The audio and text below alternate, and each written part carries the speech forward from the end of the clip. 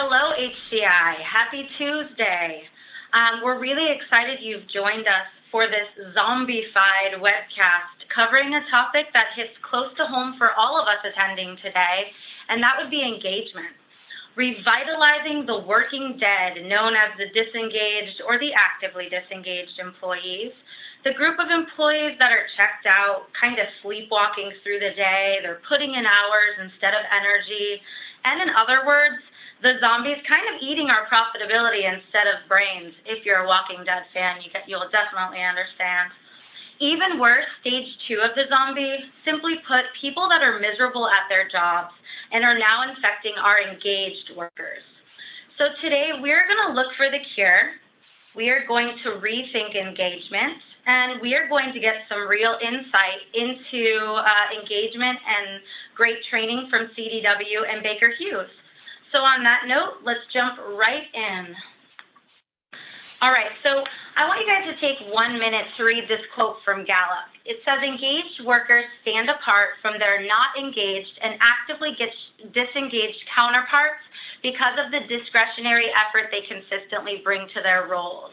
Now, if we can all imagine a world where all employees were engaged and they came in with intrinsic effort on a day-to-day basis to do one thing, and that's contribute to the profitable growth of a company, that would be amazing. But we need to come back to reality and realize that this image you see, this exaggerated image, this is every organization out there. The living or engaged workers are operating the business alongside the working dead or actively disengaged employees. And no matter how much organizations' human capital leaders focus on culture or engagement surveys, or they just are keeping up with the trends, this is a constant. After all, we haven't seen the engagement results in Gallup go up very much, despite the effort going on in the organizations. So it's a clear and present problem.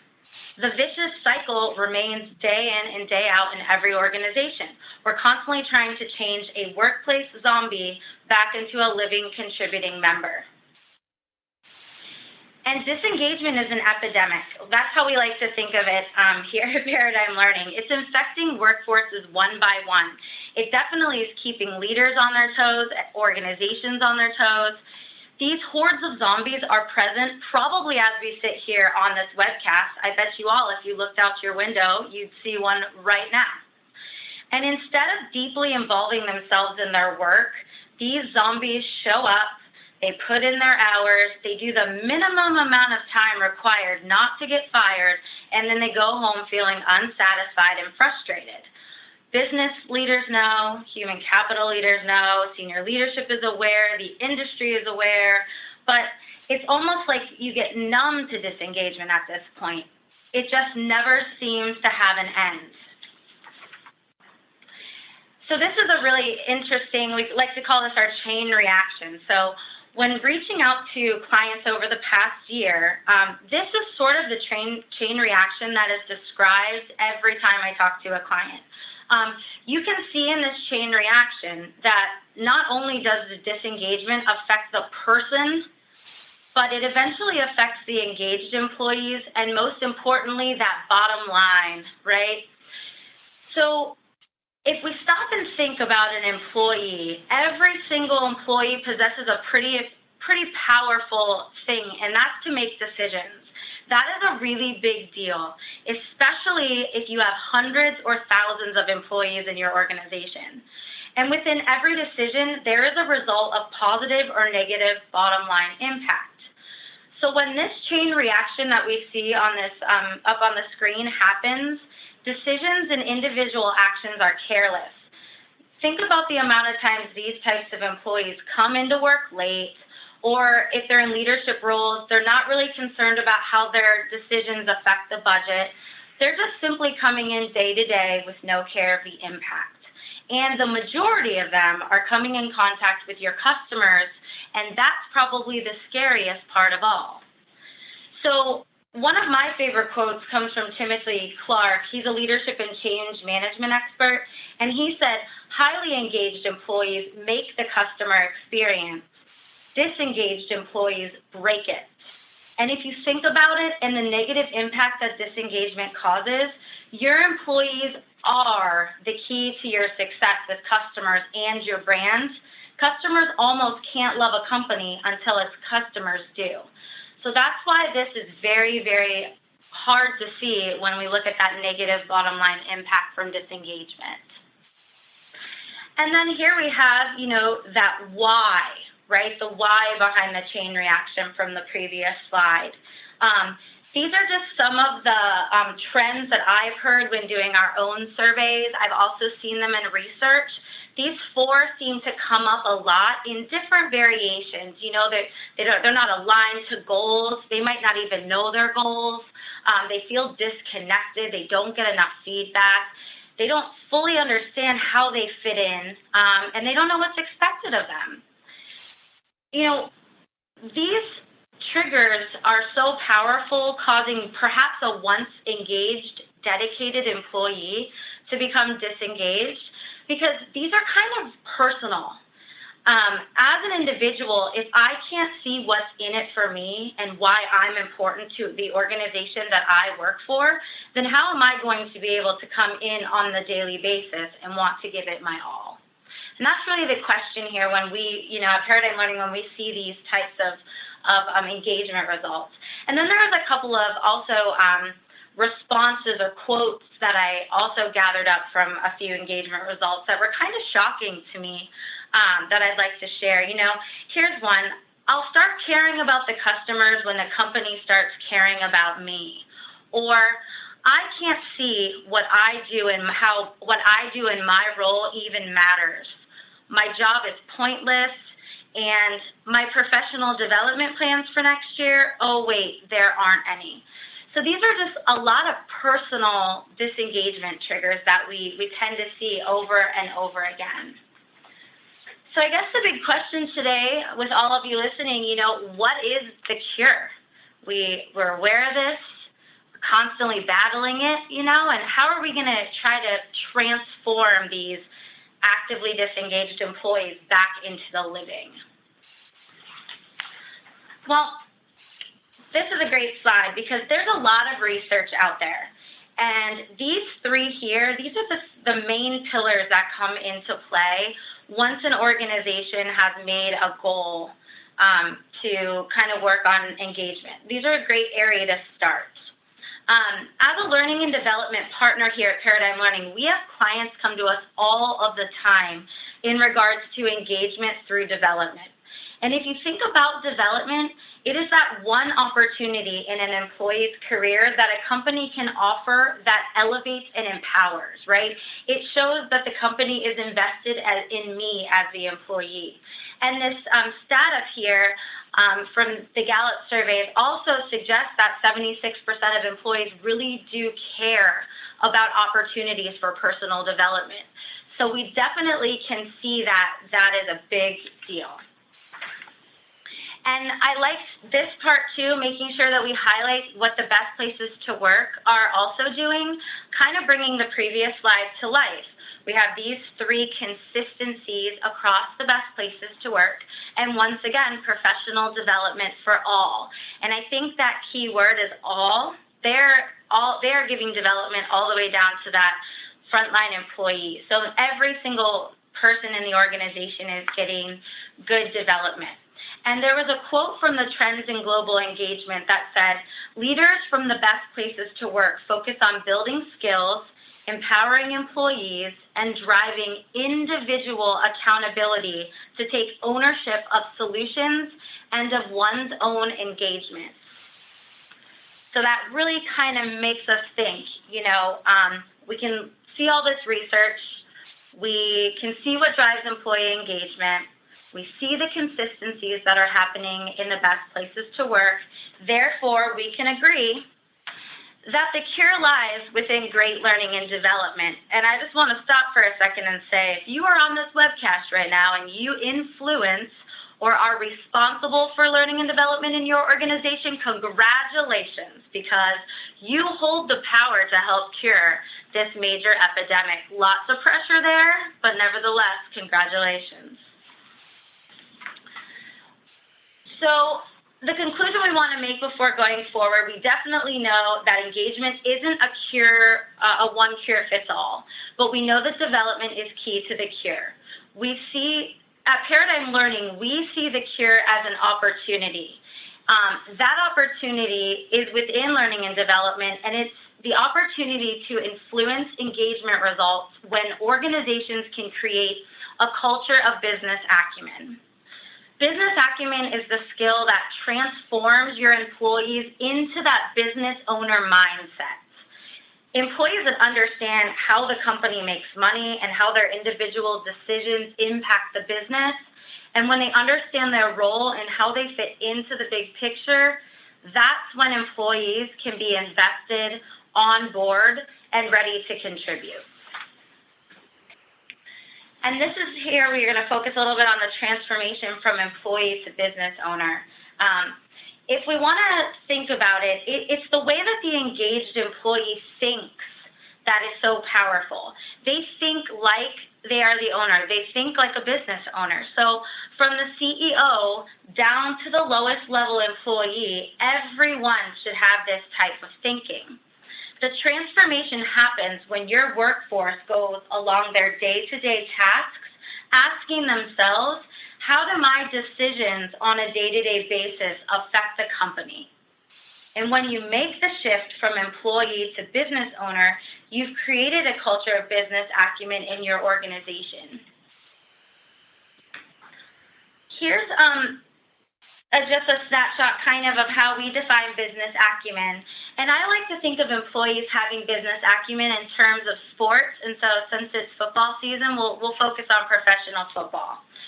I want you guys all to imagine if a professional football player didn't know how the game that they were hired to play was scored. That is insane to even think of. We're probably like, what? That doesn't even make sense, right? But then we could even imagine if they didn't know how to play the game to change the score, they wouldn't last in the game for one play. They would not be able to keep their job, and they certainly would be disengaged because they have no idea what's going on. So in business acumen allows employees to understand the score, and it arms them with the skills necessary to impact the score. All right, so before we get to our panelists, which is the most exciting part of today's presentation, I just want to discuss the big 5 transformations that take place when you do create a culture of business acumen. The first one is employees understand the financial side of the business. Now, we all know that money enables business to thrive and can be the difference between success and ruin. So it's vitally important that your employees and prospective employees understand how money works in your organization. Without that knowledge, they are making decisions without even considering the bottom line impact. And it's actually not their fault. They just don't get it. They don't understand.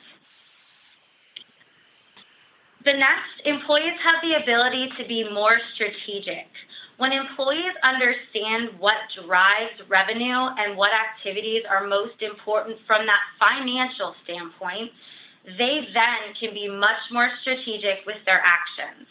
Without knowing which job duties and tasks are more important from a larger company standpoint, it becomes nearly impossible to correctly prioritize to-dos and spend enough time on the activities that ultimately lead to greater gains for the company. Employees that know how their jobs and actions affect the bottom line are more likely to act in a way that brings back greater returns to the company. I mean, let's face it. Do you want employees who set and work towards strategic goals? Of course you do. Employees also share company goals when there's a culture of business acumen. When a company is successful, its employees are also successful. So not every employee realizes this, which is why some staff members may have goals that are at worst contrary to the company goals and at best irrelevant to those goals. So if more employees possess business acumen, they might be more likely to act in a way that benefits the company as a whole. This is that mindset of what is best for the business is best for the people that work there. This one's really important. So a culture of business acumen can allow employees to be more skilled at leading others. And I know HCI just came out with their recent Pulse research about developing people leaders, and you'll see in there that business acumen is also included. Business acumen is important in all job levels and titles. It's especially important for the managers who have multiple direct reports. Managers who do not understand the business they work for may fall into a habit of making uninformed decisions that do not positively affect the company. So managers with strong business sense are able to understand company goals and then align them with the goals of their team. Managers who display this competency are also more effective at leading others for a few reasons. First, they can express clear goals that others are motivated to follow. And second, they inspire others to be more engaged in the business as well. And I think number 5 is very important. Employees are more engaged in their job when there's a culture of business acumen. Once your employee understands the big picture and how the organization makes money, they become more engaged in their job because it firms up the connection between company profits and employee well-being. So this ensures that employees have a vested interest in the welfare of the company and may motivate some people to work harder. They also can make decisions with the company in mind. After all, they are only going to succeed as much as the company does. And so I'm really excited now to be able to turn this over to Andrew, who's going to get some insight from CDW and Baker Hughes. All right, thank you so much, Amy. So let's start off with a simple question here about engagement. I know that this is one of those things that we always look at engagement through our research, and it's one of those evergreen issues that I think when you try to focus on engagement for engagement's sake, you are oftentimes stuck not necessarily moving the needle. Building it into different processes and using it as an outcome of other development and learning opportunities may yield better results. So let's talk a little bit about some of the engagement issues that each of you have been looking to tackle at your organization. If we could set up a little context here, and we'll start with you, Janice. Thank you. Engagement has always been important for CDW, and every 2 years we do an engagement survey, and we just keep taking our numbers to the next level because we truly understand the correlation between an engaged workforce and business success, because to us, our coworkers really drive the business. And so for us, it's important that we make sure that everyone maintains that high-level engagement and that we could do what we can to keep taking it to the next level. And during our IPO process, we saw that people are asking questions. What does that mean to us? You know, we're doing an IPO. How do I impact that? We have a number of questions around business acumen. So with all the changes taking place, we thought it was important for our coworkers to really understand how we make decisions as a business and what the impact of those business decisions are.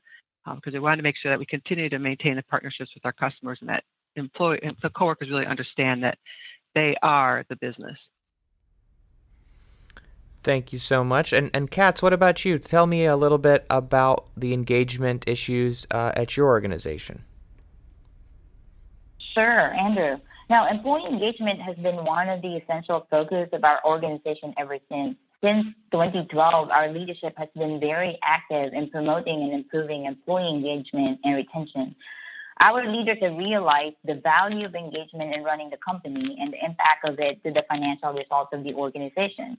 So basically, based on what Amy had mentioned, based on research, our leaders happen to really understand what the impact of it to the financial results. So one of our presidents actually once said that we can save as much as $1 million for every 10 voluntary resignation we would prevent. And then from then on forward, really, the focus of our leadership team has been on engagement and retention. Now, the end of 2014 was a big turning point in our organization. We were faced with two biggest challenges. One is the pending acquisition, and the other is the drop in the world's crude oil price. So Baker Hughes, we are a service company, and our main product and services relies on the oil and gas industry. So these two major challenges really brought uncertainties to our workforce. So the good thing is that our leaders were very quick in making decisions to tackle these challenges. And one of the focus of the organization is keeping its key talent and prepare, our employees for the one potential integration, and the other is performing all throughout this difficult market conditions. Right? With this situation, talent engagement has become one of the primary focus of the company. The issue of keeping the best talent to move forward has been very essential in terms of decision making. We wanted to make sure that our workforce is engaged, right, to tackle those two, very big challenges and uncertainty of the market. At the end of the day, our leader said, we still need to produce, we still need to perform as an organization, and we still need to be competitive, in this market. So as of the moment, really the key, the topic on engagement is very, very relevant to what we're experiencing right now as an organization, because this has been the primary concern of our leadership. So instead of going for some more, labor reduction or layoff, our primary concern now as an organization is how to look for other means and ways to support our employees. Excellent. So moving ahead, let's talk a little bit about why business acumen training. We really want to know what is it about business acumen that is so linked to engagement, and share with us some of the details of the program and how it was laid out. Did you pilot it? Was it something that you just decided was going to go for the organization as a whole? Who were the participants? So again, all of these details really help us sort of wrap our heads around this link and how to make it happen in practice. So if you could sort of tell us the story of the business acumen training, Janice, we would really appreciate it. Excellent, sure. So to Amy's point earlier, empowering the employee and giving the employee an opportunity to develop their skills is really important. And so what we thought we would do is, based on the feedback that, what does it mean to do an IPO and what does it mean to us, we really wanted to show our leaders how and why business decisions are made. But we also wanted to understand leaders at all levels of how much control and influence they have for driving the business. And we wanted to give them the leadership tools and resources that they need to develop their team members. So ensuring that their direct reports really understand the impact and the role that they have on business. Because as Amy mentioned earlier, again, anyone at any level could be making decisions that really impacts the organization. Excuse me. So the specific outcomes for the program, was financial literacy. We wanted to have the ability to really people to interpret the numbers on the financial statement. So when they look at that, they know what it means. And then understand the business strategies and then what they do and how it aligns to the business strategies and how they could impact the numbers, the bottom line numbers. And to get people involved. So we wanted people to really start thinking strategically and looking at, what am I doing on a day-to-day basis, and how is it impacting the company overall, and how is it aligned with what we're doing as an organization? So with all that in mind, what we did is we partnered with an experiential organization, and we got our senior leaders involved, which I think is key. So we involved our senior financial leaders, and we asked them, what is it you want people to know when it comes to making business decisions for the company, and what do you want them to know when it comes to understanding why we make decisions from a financial perspective? So working with them, we tailored the program to fit specifically to our needs. And we truly embrace that people learn by doing. So we wanted to have a program that people could get in there and test things out in a safe environment and make quote business decisions, and then to see the impact that those decisions has. So we customized the program to fit our needs, using our language, our numbers, our data, and things that our employees could totally relate to. And then we piloted the program. It went well. And the good news, we're a small enough organization to where we just were able to implement it company-wide on a fairly efficient manner. We posted the class on we piloted a small group of people, We told them we were going to advertise it. We posted on our LMS system, and the good news was within a week the classes filled up. So we ended up having to schedule more classes. And then when those people went and attended, they advertised to their peers how great the program was. So we never had to do any really internal marketing. We always have people signed up for the course. And I'd say within 18 months, we were able to get, the majority of folks through. So I can't say 100% because you never get 100%, but we got the majority of team leaders up to directors through the program. And they all found it really valuable, and they truly appreciate the opportunity to learn more about the business and numbers and what they could do to help drive things. Okay. All right. Excellent. So Katz, share with us your story on the business acumen training. We'd love to hear the Baker Hughes version of how this all went down. Absolutely, Andrew. But I like also the story from Janet. So for us, why business acumen training? So there was a realization, many years ago that regardless of what industry you are in or you are operating in, business acumen, skill, and knowledge is very important for the growth and success of an organization. So different companies might offer different goods or services or technology, but at the end of the day, the realization of financial results is one of the major key measurements of the health of the business. So our company made an internal survey probably like 7-8 years ago, and one of the biggest gaps that they found out in terms of knowledge and skill is understanding finance and how our business operates. So this was the start of incorporating business and finance acumen training into the core development program for our engineers. And this program is actually sponsored by our CEO. He has this vision. Since most of the people that comprise our company are engineers, brilliant folks, right? There's a lot of things, very creative, very innovative. And he also had foreseen that he would like this, our engineers to become potential leaders in the future and, take care of the business overall. So when he decided, he said, I would like a core program for our field engineers. Sure enough, we did that. We developed an internal program, and we called it Engineer Development Program. And this is, just to give you a brief background about it, this is an accelerated program for our engineers, in all functions. And it is a structured program. But one of the main requirements that our CEO and the rest of our vice president requested from us is that we would like to ensure that they understand how to run our business. Yes, we are in oil and gas business. Yes, we are in the service industry. Yes, we have very, very, high-tech tools, right, to get oil out of the ground. But we also would like to make sure that they understand how to operate the business profitably, in terms of profitability and in terms of efficiency. So with this, we actually put the finance and business acumen skills training and knowledge as part of their year 3 of development. Now, ever since the time that we implemented the program to our employees, more and more managers have seen and experienced the benefit of building business acumen knowledge and skills with this. The other feedback that we get most of the time is that they enjoyed the class.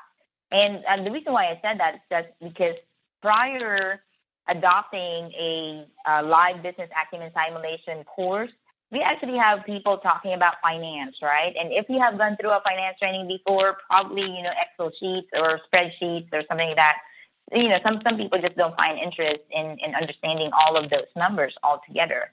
But when we adopted a business simulation course, and this is our main tool in driving business acumen learning and training, that really hooked most of our employees into the program.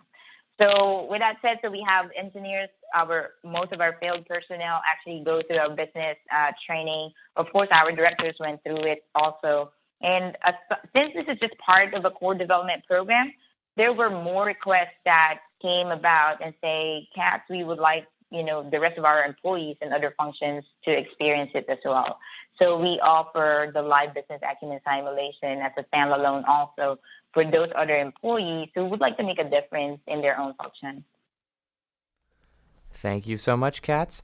So we're always talking about measuring the impact of HR initiatives, and it always tends to be I would argue most difficult for training and development programs. It's difficult for organizations to find the right metric, the definitive proof of ROI. And so I'm really interested in your answers to this next question. And again, we'll start with Janice, but we'd love to learn whether it's anecdotally or some type of analytics. What are the impacts that you have seen that Business Acumen has brought to CDW, in specifically those employees that have gone through it? How has this training program impacted the business? Thank you, Andrew. There's a couple different ways that it's impacted the business. So besides the high post-survey scores and people telling their peers to sign up for the course when they see it, we're seeing that people are making better business decisions. But what's really important is our leaders are now explaining the why to their direct reports when decisions are made. So they're supporting the decisions. They're helping the employees see how they can impact it. And they're thinking like business owners, as Amy had mentioned earlier. So what we're seeing when it comes budget time, we're seeing people really take time to think about what they need from a funding perspective. When they're asking for things and what they could do to help drive the business, they're putting the cadence behind the research to find out is this really the best solution, and how is that impact going to, what type of impact are we going to get with that type of solution? So they're thinking things through, and they're also collaborating and working more cross-functionally. So it's like I said, it's thinking like an owner and looking at things from a bigger picture, and just looking how things flow throughout the whole organization. Okay, thanks. So, Katz, your turn. Share with us what impact this has had on Baker Hughes for those that have gone through the Business Acumen training. What were the results, and how were those articulated back to the business? Sure, absolutely, Andrew. So one of the most tangible impacts our employees of having the Business Acumen training is really speaking a common language and understanding the language of business and language of finance. Prior having all of this knowledge of finance, some of the people would sit in a meeting and say, "I don't fully understand that, right? I don't know exactly what our senior director is talking about," and so on and so forth. But when we started implementing like Business Acumen simulations, they started to really gain a common understanding of the language. And that is very important. You wanted your employees to understand it first before they can do something and before they can contribute, right? So employees who were not directly involved in financial planning and decisions and any other decisions around, revenues and profitability, after they have attended the courses, they at least have a level of understanding of the language, and they now start thinking of ways and means to grow their own organization and their own business, right? So the other results would be reducing costs. How, they start thinking about how can they reduce costs, how can they operate more efficiently in different areas. Now, as for the business, the organization has experienced growth in terms of savings, cost reductions and efficiencies for the past years.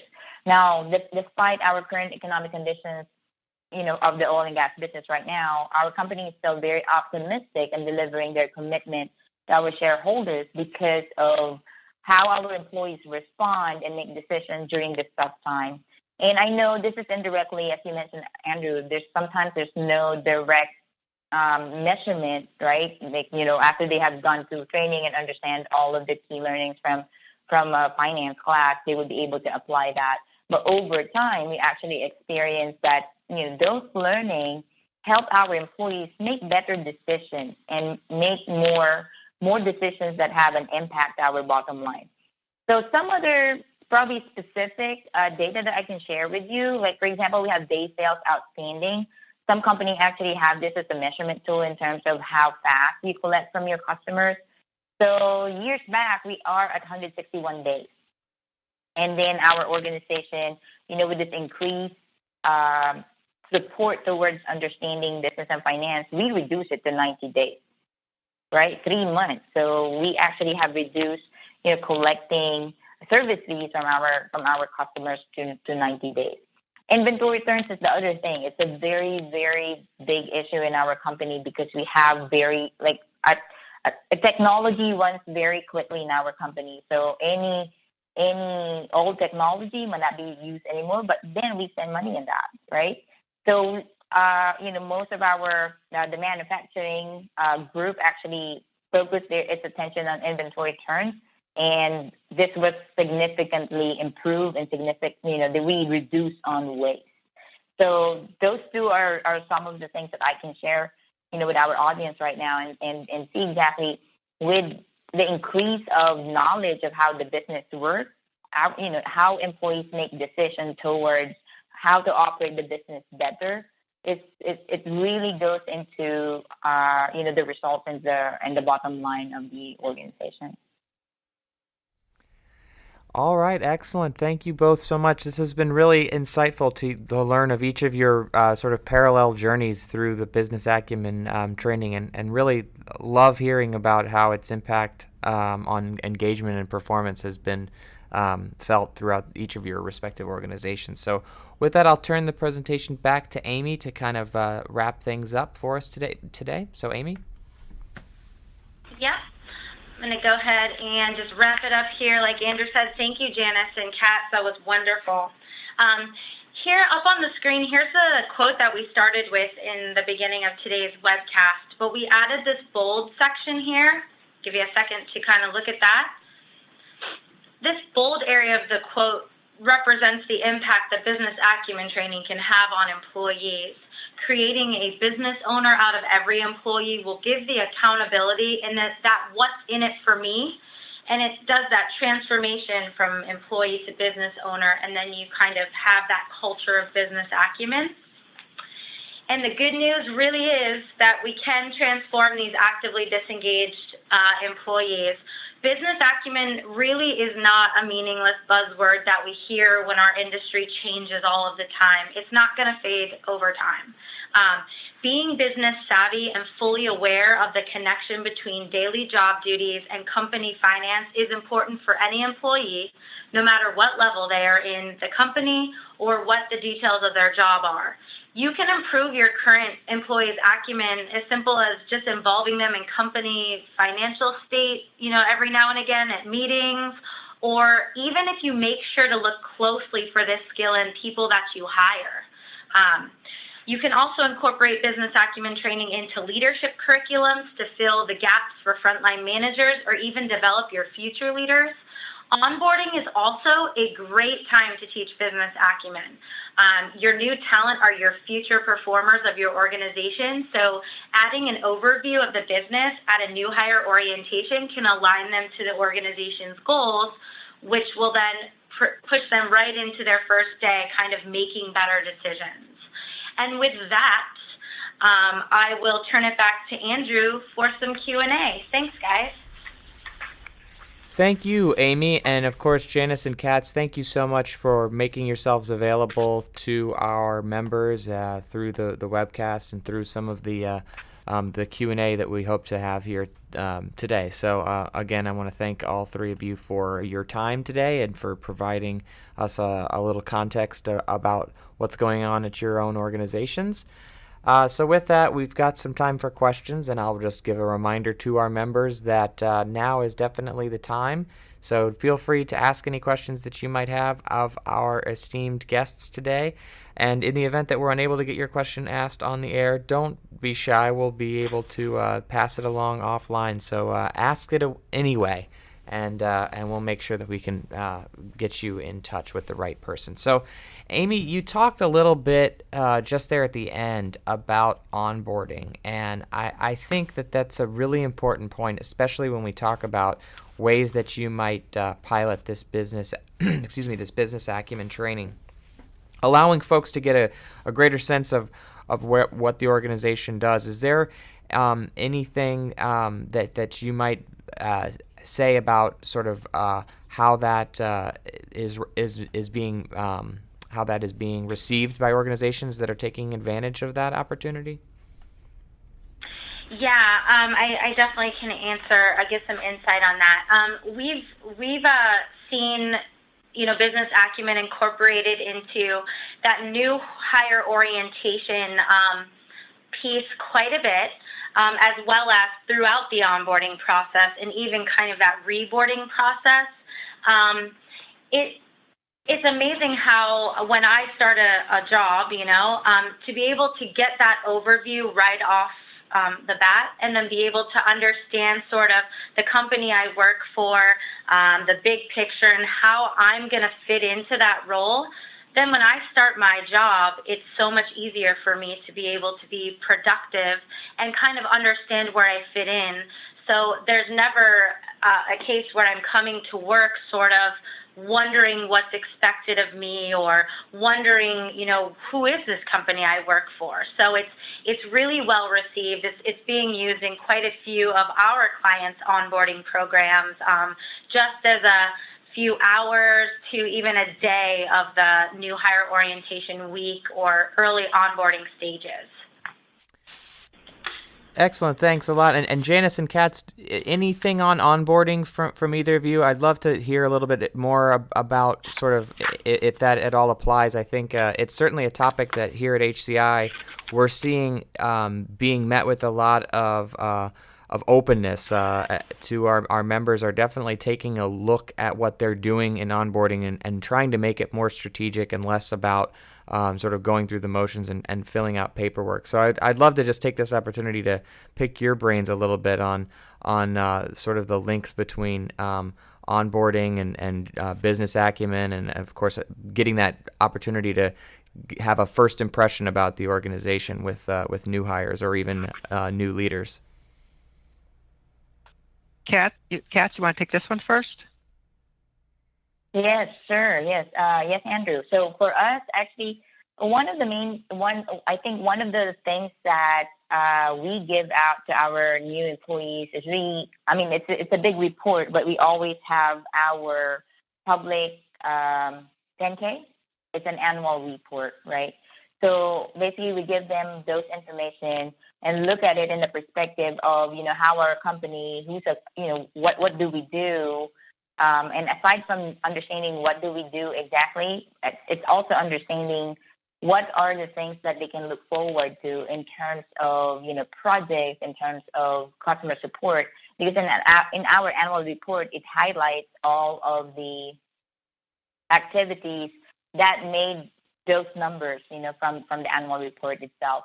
Now, Amy said a very, very good thing, and that is something that we incorporate all throughout the onboarding process. Our onboarding process doesn't just happen like 1 or 2 days or just, by the time that you are hired. We actually follow a process, and all throughout that process, we give out information with regards to, okay, this is your role right now, and this is how our organization or our function works. And we ask our employees, how do you actually see yourself fit in with those expectations and with those roles? Now, depending on who, like, for example, we actually have a great number of fresh graduates that we hire, like engineers from different disciplines. So since their background is very technical, we actually sort of insert a little bit of introduction in terms of, yes, when you build new tools, for example, or when you try to innovate, what do you think is the impact of that to our customer and to our organization overall?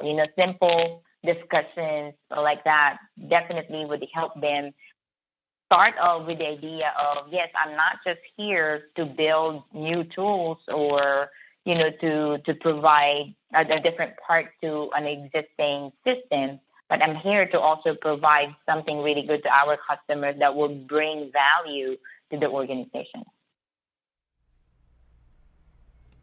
Excellent. That's excellent. And this is Janice, and we approach things similar, but to Amy's point is, and Andrew's point is, we want to make sure that when people start with us day one, that they understand that they are part of a culture and part of an organization. So we call our employees coworkers because we all work together, we collaborate together. Our launch program really focuses on understanding the culture, how you fit in, where you fit in. We leverage technology for all the paperwork stuff, so that pretty much is taken place by the time that they arrive. And then to Katz's point, it's that ongoing encouraging people to network, get to know people, and to follow where their work comes from, and then follow that pipeline at where it goes to, so they see how they fit into the big picture. Our business acumen class is part of our onboarding program for our leadership development course. And like I said, at the launch program, it's more of just understanding the culture. Okay, thank you so much. That's really great insight.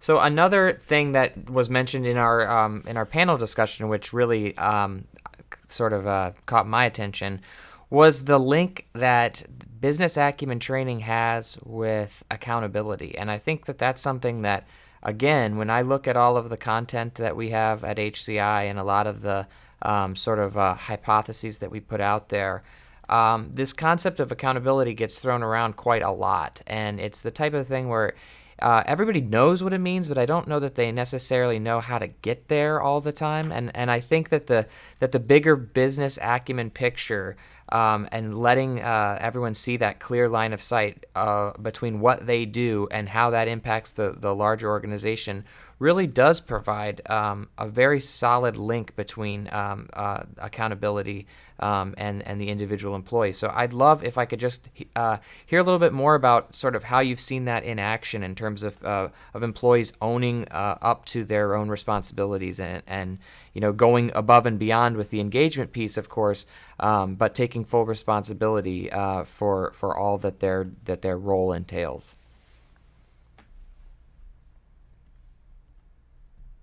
Andrew, I can share something, and this is just very recent, probably the end of 2014 and 2015, and this has been the time where our company was exposed to really very tough situation.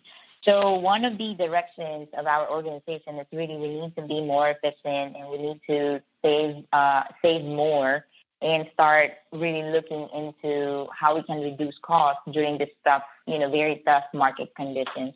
And that's the only message that our leadership team brought to or said to our employees. But you know what? What happened was, and it was really, I would like to point this out because there was an idea generation initiative that our CFO, started, and she called it like a cost-saving initiative. So basically, she provided a platform where people can just go ahead and put on their ideas of how we can save costs while maintaining high quality performance. And you know what? It ran for a month, and basically, I guess one of the communications she sent out right after that initiative, she didn't really expect that there are like so many different ideas that we can use and implement, or has been being used and being implemented by our employees already to help save costs.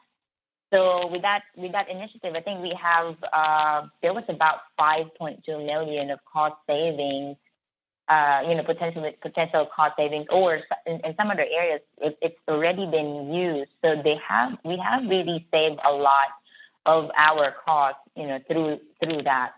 But the idea platform just provided an avenue to show, like, if our employee knows and understands what the business is going through and understand, the language of that, they would definitely go out there and, volunteer themselves in terms of contributing, in terms of making sure that our organization stay afloat, during those tough times. So that's one situation that I can see wherein I can relate understanding business and finance acumen towards accountability. When you know and when you understand why, and the employee would definitely show initiative towards contribution or contributing to the goal. Thank you. This is Janice. I totally support Kat's comment because it's so true. When the employees see and understand the why and how decisions are made, it really helps them get involved. And I'm going to share an example from it: more accountability, but more innovation. So it helps coworkers understand, and we encourage people to have an idea and run with it, and bring not only the problem, but bring a potential solution and some thoughts and ideas. And with the business acumen training, they're able to think through and look at things from the broader perspective. So we've developed whole business verticals based on coworkers coming saying, hey, what if? And here's why, and here's my thoughts, and here's my ideas. And then putting a team together to help embrace that and work it out to see how it actually works. We've had whole departments form because someone asked, "What if? Why don't we do this?" And then helping them work through that, and then getting all the key players involved to let's test it out and see how it works. Having, to Kat's point, having everybody truly understand where they fit in and how they fit in creates that, just to Amy's point, that sense of ownership and accountability and willingness to speak up and to, hey, let's try this. Excellent. Well, thank you so much. I'm afraid we've wrapped up our content for the day, but I really appreciate all of your thoughts on this topic. I think it's been really great to hear from each of you and learn a little bit how this has impacted your own organizations. And a big thanks to Amy for orchestrating this, and of course to Paradigm Learning for making this whole webcast possible. I'd be remiss, however, if I didn't extend the biggest thank you of all to each and every one of our members who have taken their time today to join us. We look forward to seeing everyone on another webcast soon. Thanks again, everyone. Enjoy the rest of your day.